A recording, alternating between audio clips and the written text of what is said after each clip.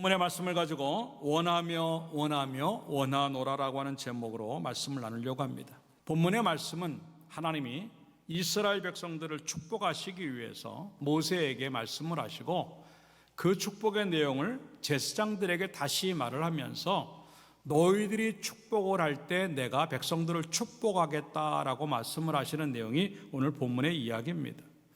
26절의 말씀에 보니까 할지니라 라고 하는 말이 나와요. 이거는 안 하면 안 되는 그러한 절대적인 명령입니다. 무엇 때문에 하나님이 제사장들을 뽑으셨을까? 그리고 무엇 때문에 목회자를 두셨을까?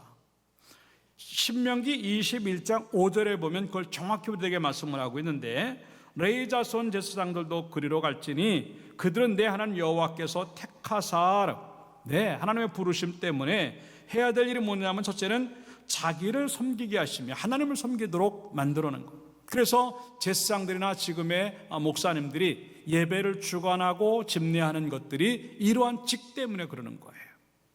그 다음에 두 번째 해야 될 일이 뭐냐면 여호와의 이름으로 축복하게 하신지라 그랬습니다. 이 모든 것들은 왜 그러냐면 하나님의 영적 질서입니다. 하나님이 직접 그들에게 복을 내릴 수 있지만 하나님은 그렇게 하지 아니하시고 주의 종들에게 축복의 말씀을 먼저 주시고, 그리고 그것들을 공포함으로 말미암아 그 입술에 하나님이 그 직에 역사하셔서 성도들에게 그 축복이 내려가도록 만든다고 하는 것. 내가 너희들에게 복을 주고 싶어서 너무 간절한데, 그래서 한 절 한 절 할 때마다 원해. 내가 정말 원하는 거야. 그리고 내가 원해. 정말 그랬으면 좋겠어. 내가 원해. 꼭 그대로 될 거야 라고 하면서 그걸 반복하면서 하나님의 마음을 우리에게 표현하고 있는 것이 오늘 본문의 내용이에요. 그러면서 무엇 때문에 계속 내가 원한다를 반복을 하고 있냐면 하나님의 축복은 계속되어진다고 하는 것을 우리에게 보여주는 겁니다. 그게 그 의미예요.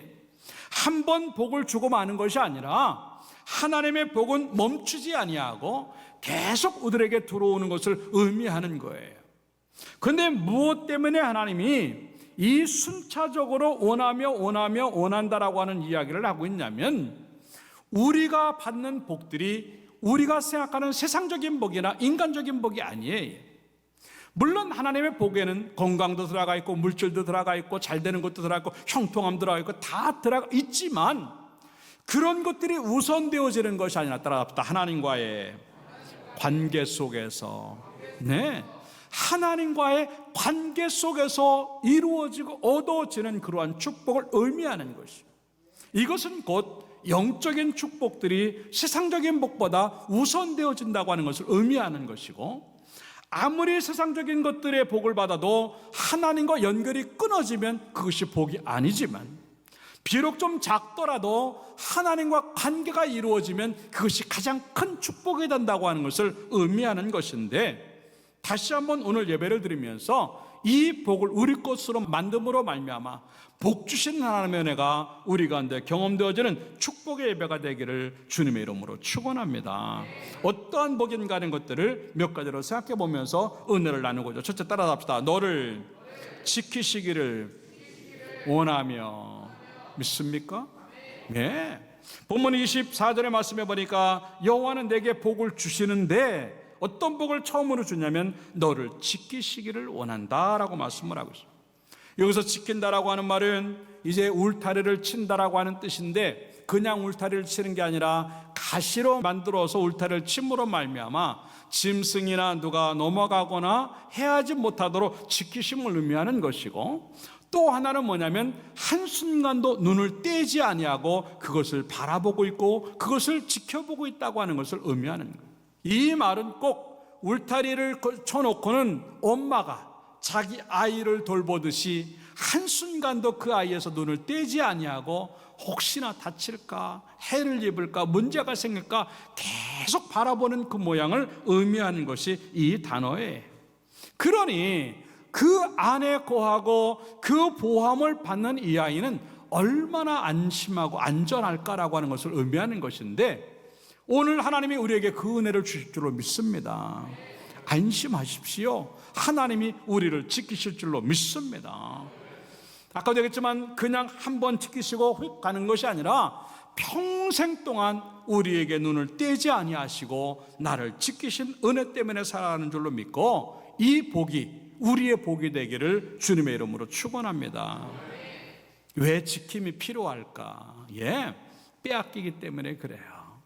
누군가가 그것을 빼앗아 가려고 하기 때문에 그런 거예요. 우리 인생들은요, 그 생각을 잘 안 해.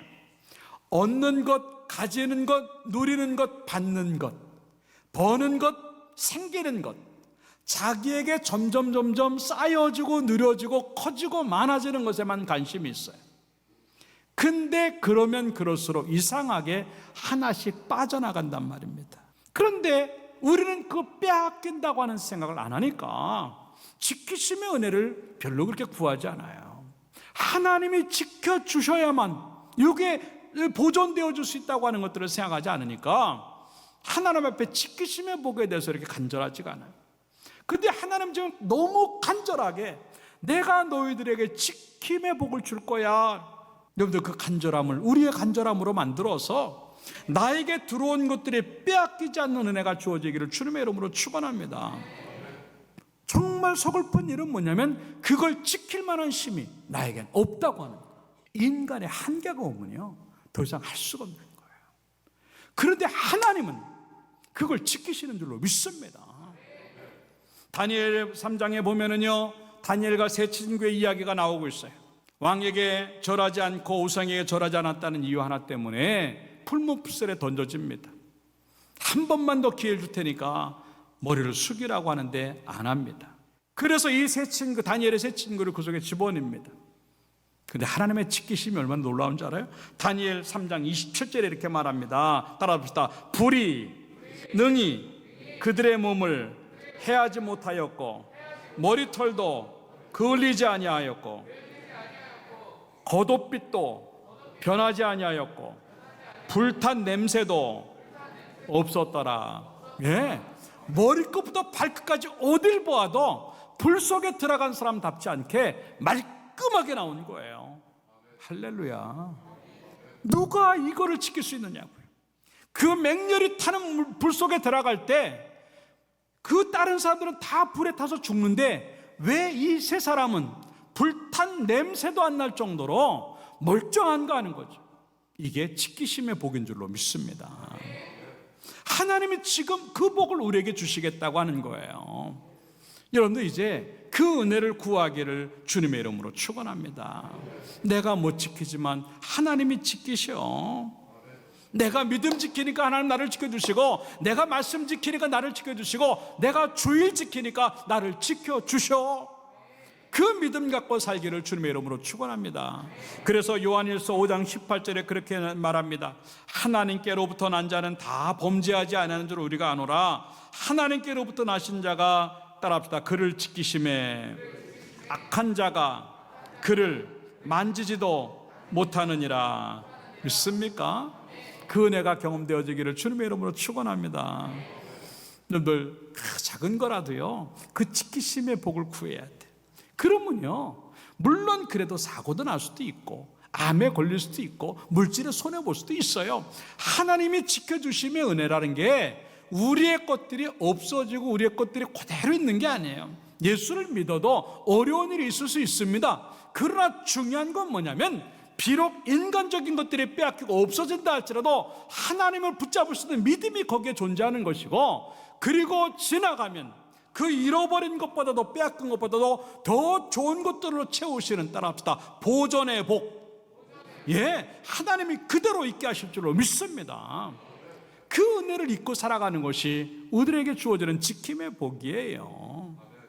우리 교회도 그렇고 여러분의 가정도 그렇고 개인의 삶들도 그렇고 세상이 지켜주는 일시적인 그러한 지킴, 그리고 한계 안에서만 지켜주는 그 지킴이 아닌 영원토록 한계 없이 우리를 지켜주시는 그 은혜로 살아갈 수 있는 우리가 되어져서 그 지키심 때문에 잃어버리는 것이 없고, 잃어버린다 할지라도 다시 찾아오는 은혜가 경험되어지기를 주님의 이름으로 축원합니다. 그래서 시편 121편 4절에부터는 뭐라고 말씀하고 있냐면, 그가 우리를 지키시는데 졸지도 않고 주무시도 않게 지키시고, 그리고 그가 우리를 지키시는데 오른쪽에서 그늘이 되어주셔서 낮에 해가 우리를 상치 못하게 하고 밤의 달도 우리를 해치지 못하게 만드시고, 그 다음에 여호와께 너를 지켜 모든 환난을 면하게 하시면, 환난이 안 온다는 게 아니에요. 온다 할지라도 우리의 것들을 지켜주신다고 하는 것을 의미하면서 마지막 8절 따라합시다. 너의 출입을 지금부터 영원까지 지키시리로다. 48편 14절은 뭐라고 말을 하고 있냐면, 그가 우리를 죽을 때까지 인도하신다라고 말씀하고 있어요. 걱정하지 마세요. 안심하고 살기를 주님의 이름으로 축원합니다. 인간이 내 마음대로 안 돼요. 아니, 이 마음 하나도 내 마음대로 안 되잖아요. 감정도 내 마음대로 안 돼요. 죄 짓는 게 내 마음대로 돼요? 아이고, 나는 죄 안 짓고 싶은데 자꾸 우리 마음은 죄를 짓고 싶어 해요. 뭐가 마음대로 돼요? 이런 것조차도 안 되는 우리가 뭘 지킬 수 있겠어요? 걱정하지 마십시오. 하나님이 그것을 지켜줄 줄로 믿습니다. 그 지킴의 복이 우리의 복이 되어서 계속 그 복을 받음으로 말미암아 없어지지 아니하는 보존의 복들을 가지고 살아가기를 주님의 이름으로 축원합니다. 두 번째 따라합시다. 은혜 베푸시기를 원하며. 25절에 여호와는 그의 얼굴을 내게 비추사 은혜 베푸시기를 원하며 라고 말을 하고 있습니다. 근데 은혜 베푸신다고 하는 말 앞에 얼굴이라고 하는 말, 그 다음 절에도 평강 주신다고 하는 말 앞에다 얼굴이라고 하는 표현을 하는데, 공동번역이 제일 재밌게 표현되고 있는데 그게 뭐라 하냐면, 여호와께서 웃으시며 너희를 귀엽게 보아주시고 은혜 주신다. 꼭 부모가 자기 자식을 최고로 생각하는 것과 똑같아요. 비교하면 안 되지만도 누구랑 비교해도 바꿀 수 없는 사랑의 대상이기 때문에 그렇게 이쁘게 보이는 거예요. 그 모습이 하나님의 모습이라고 하는 거예요. 잘난 것도 없고 뭐 내세울 것도 없고 해봤자 죄만 짓는데 왜 나에게 웃는 얼굴을 주실까? 왜 나에게 따뜻한 모습을 보이시고 왜 나에게 가장 소중하다고 느끼는 그 얼굴로 나를 바라보시는가 하는 것을 보여주는 이야기지. 지금도 그렇지만도 그 당시만 해도 하나님에 대한 생각은 하나님이 얼굴을 돌리신다라고 하는 것은요, 관계가 끝난다고 생각을 했어요. 그래서 하나님의 얼굴을 돌리시는 순간 나는 살 수 없다고 고백을 하면서 계속 하나님의 얼굴을 구하는 내용들이 이 성경에는 나오고 있다는 얘기죠. 만약에 하나님이 지금도 우리에게 그 얼굴을 돌리신다고 한다면요, 우리는 죽을 수밖에 없는 존재라고 하는 것이죠. 그런데 왜 하나님은 나를 보실 때 항상 웃으실 수 있을까? 하나님 왜 나를 보실 때 항상 거북해하지 아니하시고 바라볼 수 있을까? 다른 것에 있지 않아요. 예수 그리스도의 은혜가 우리를 그렇게 만들 줄로 믿습니다. 은혜 베푸신다고 하는 그 은혜라고 하는 말은요, 한 번 결정하면 바꾸지 않는 그 사랑이 이 은혜라고 하는 말이에요. 하나님은 이미 우리를 사랑하시기로 작정을 하셔서 어떠한 일이 있어도 그 사랑을 바꾸지 않으실 줄로 믿습니다. 차라리 예수 그리스도를 죽일지언정 나를 죽이지 않으세요.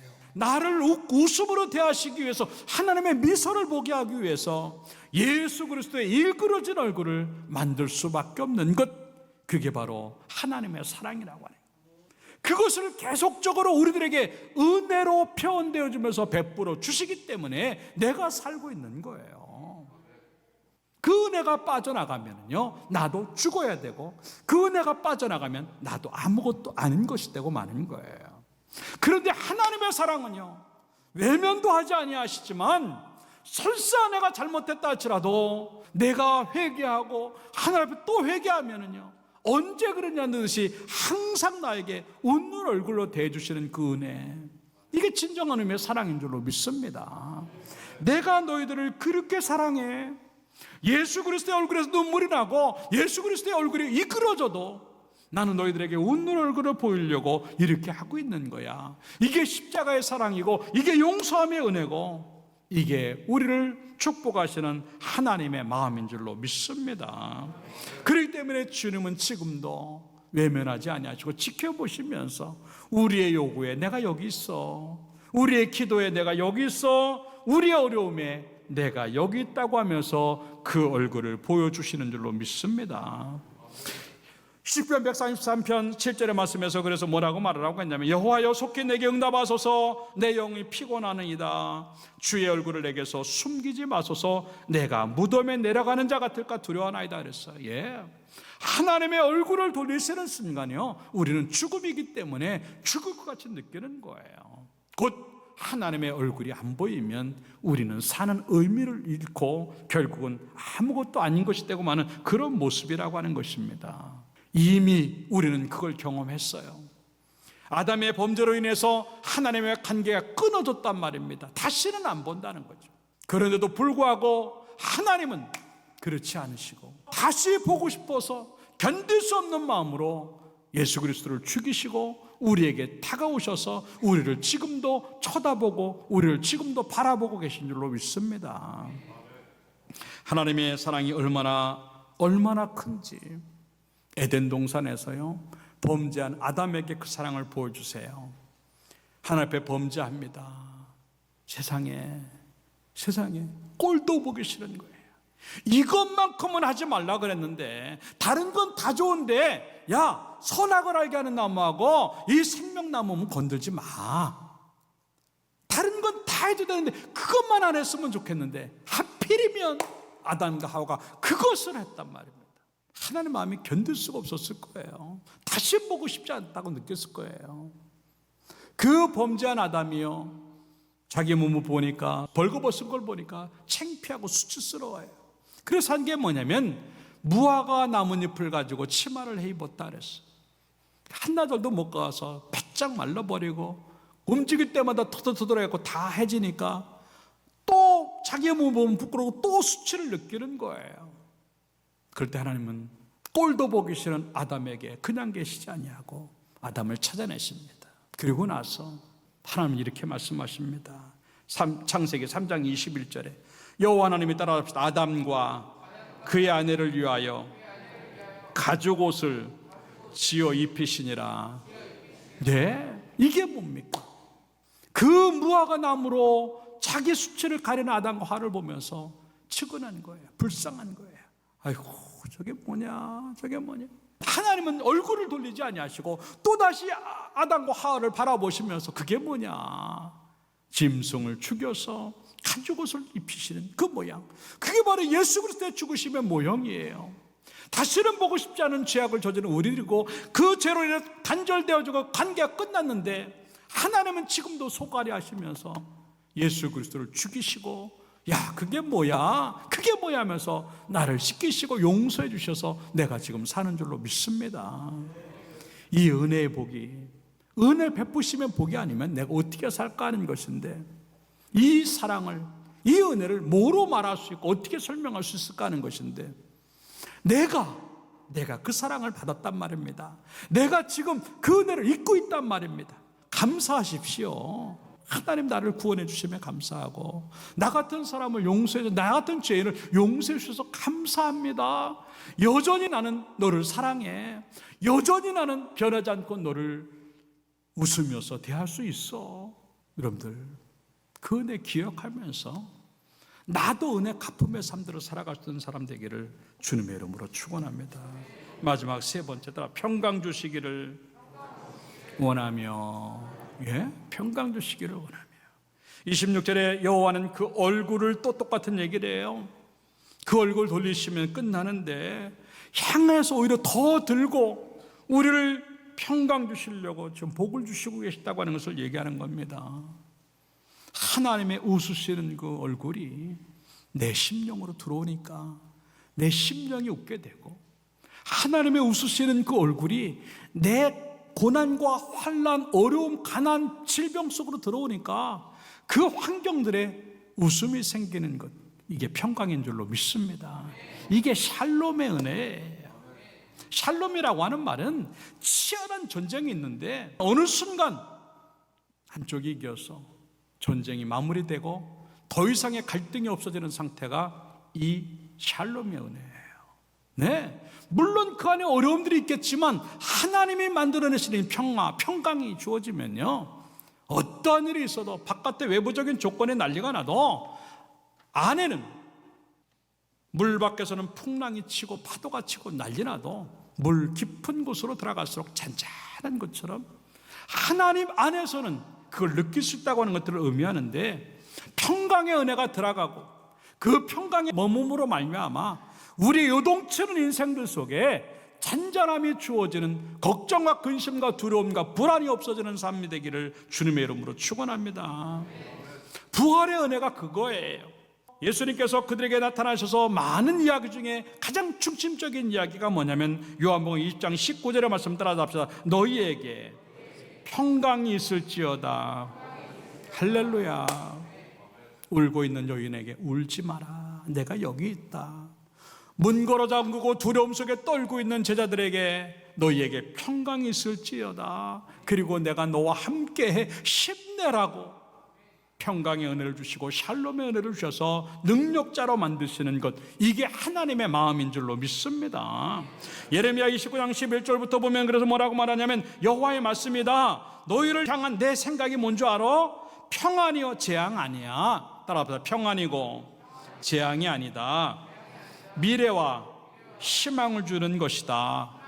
믿습니까? 하나님의 마음이 그거예요. 지금 그 마음을 가지고 내가 너희들을 그렇게 복 주시길 원해. 내 마음이 그거야. 평강 주려고, 그리고 미래와 소망 주려고 그래. 지금 뭐가 두렵습니까? 지금 뭐가 힘이 듭니까? 울고 싶은 상황이 뭡니까? 걱정하지 마세요. 주의 평강의 복이 여러분 속에 들어감으로 말미암아 걱정과 두려움이 사라지기를 주님의 이름으로 축원합니다. 평강이 들어가면, 샬롬의 은혜가 들어가면 그것들을 밀어낼 수 있는 능력이 주어진 줄로 믿고 아무 걱정하지 마시기를 주님의 이름으로 축원합니다. 요한복음 14장 27절에 그래서 뭐라고 말을 합니까? 나의 평안을 너희에게 주노라. 내가 너희에게 주는 것은 세상에 주는 것 같지 아니하니라. 따라합시다. 너희는 마음에 근심하지도 말고 두려워하지도 말라. 네, 주께서 주신 평강이 이 정도예요. 죽음을 이기신 부활의 능력, 사람이 가장 두려워하는 그 죽음마저도 이기신 예수 그리스도의 능력이 있는 줄로 믿고 부활의 능력을 가지고 주시는 평강의 은혜가 우리 가운데 충만해서 죽을 상황이 돼도 걱정하지 않냐고, 두려워하지 않고, 떨지 않냐고, 겁내지 않냐고, 불안해하지 않냐고 평안해지기를 주님의 이름으로 축원합니다. 그럴 때 우리는 살맛이 나는 거예요. 결론적으로 말씀을 드립니다. 27절에 이렇게 말합니다. 그들은 이같이 내 이름으로 이스라엘 자손에게 축복할지니 내가 그들에게 복을 주리라 그랬습니다. 주의 종이 비는 대로 주의 백성들에게 하나님의 복이 임한다고 하는 것이지요. 어쩌면 나의 책임일 수 있어요. 그래서 깨어서 기도하고 여러분에게 복을 빌고 있습니다. 믿음으로 그것을 반응함으로 말미암아 주의 종이 빈 축복이 통로가 되어져서 하나님의 말씀이 주의 종의 지게 통로가 되어져서 그 말씀이 주의 종을 통해서 여러분들에게 나감으로 말미암아 말씀하신 그대로 여러분의 삶에 다 이루어지는 축복이 주어지기를 주님의 이름으로 축원합니다.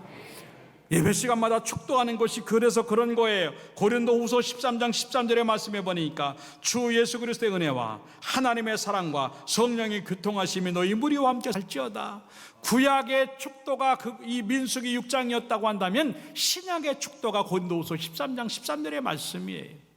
구약과 신약이 동일하게 역사하시는 하나님의 말씀, 내 마음이 이거야, 내가 그걸 원해, 너에게 복을 줄 거야 라고 하는 그 말씀이 주의 종을 통해서 나가는 기도와 주의 종을 통해서 나가는 말씀을 통해서 여러분들에게 그대로 이루어짐으로 말미암아 복이 충만하니 넘치는 엘드림 교회와 성도가 되기를 주님의 이름으로 축원합니다.